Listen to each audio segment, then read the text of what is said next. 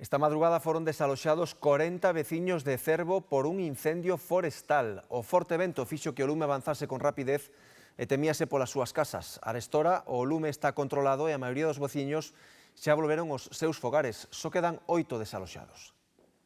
Foi unha noite de moitos nervios e tensión. As lapas quedaban ás portas das casas. Ventaba con forza e isto avivaba o lume. Sobre todo as condicións meteorolóxicas que eran moi desfavorables nos días de hoxe, vento do sur, 19 grados de temperatura, vento moi forte e non axudaba moito na extinción. 40 veciños da urbanización de Río Cobo foron desaloxados durante a noite, pero xa volveron ás súas casas. Os que aínda non o fixeron son os 8 que viven na zona da Pedrosa.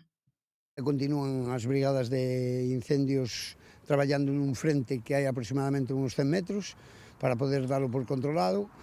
A zona máis complicada xa se solventou a primeira hora da madrugada, que era a urbanización de Río Cobo, e o que queda ahora é unha zona de arbolado en dirección San Cibrao.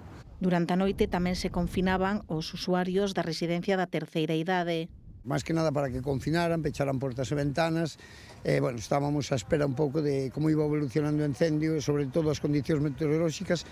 O lume está controlado, pero segue a haber moito fume. Quedou a escasos metros da vía do tren e do polígono industrial. O lume comeza nunha zona onde hai unha línea de alta tensión, onde hai unha palmera, parece ser que escoitaron tronos. Bueno, de momento queda pendiente un pouco de que se verifique cales son as posibles causas. O que sí que está claro que se desmadrou debido á velocidade do vento que esta noite soplou con moita forza aquí na Mariña. Arderon unhas 5 hectáreas de monte baixo e eucaliptos. Na zona seguen os equipos de extinción.